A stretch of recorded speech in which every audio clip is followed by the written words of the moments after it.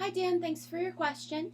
It looks like today we're going to be graphing a parabola, and you'll notice the first thing I've done here is change f of x to y and written the equation in terms of y instead of f of x.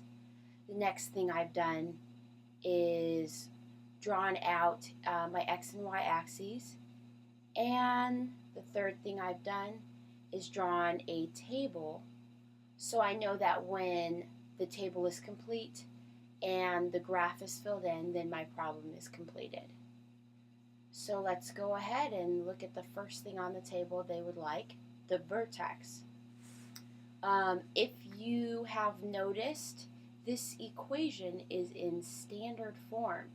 And what I mean by that is that it's in the form ax squared plus bx plus c is equal to y. Given an equation in standard form, given a quadratic equation in standard form, it is very, very easy to find the x coordinate of the vertex. So the x coordinate of the vertex is going to be at the point negative b over 2a. So the only thing that we need to identify is what our b and what our a coordinate, or what our b and what our a term are. So I'm going to go ahead and carry this over, and I'm going to write brackets around all of the terms that I need to identify. So I need to find what my a term is. My a term is attached to my x squared. It looks like in our original expression here, we have a 2 attached to the x squared. So a is equal to 2, and that will go in this bracket here. And the b is attached to the x, so in our original expression, we have a negative 8 attached to the x. So I'm going to write a negative b, or a negative 8 in the bracket designated for the b. Don't forget that negative, it's very important. Simplifying this all out, we distribute the negative and we'll get 8 over 4. So the x coordinate of our vertex is 2. The y coordinate of the vertex is also very easy to find now. We're just going to plug in this value for x. So we plug in 2 to our original expression. Whoops. Minus 8 times 2, and we're going to simplify that out. So we get 2 times 4, 2 squared. We of course do the exponents first because of order of operations.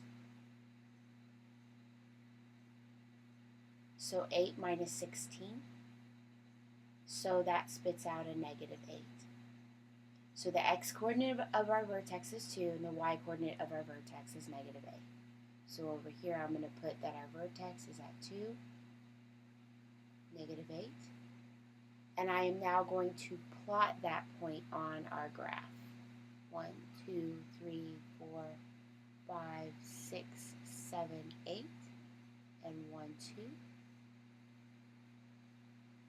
So there is the vertex of our parabola. So let's look at the next thing on our list, the X-Intercept. The X-Intercept is the point at which y will, the X-Intercept is the point at which y will equal 0. So the y coordinate of our X-Intercept will always be 0. And we find our X-Intercept by taking our original expression and plugging a value of 0 in for y. So the expression becomes 2x squared minus 8x is equal to 0. And we are now going to solve for the x values. We are now going to solve for the x values that give us a a 0 in our y over here. So this one's a pretty easy one to solve.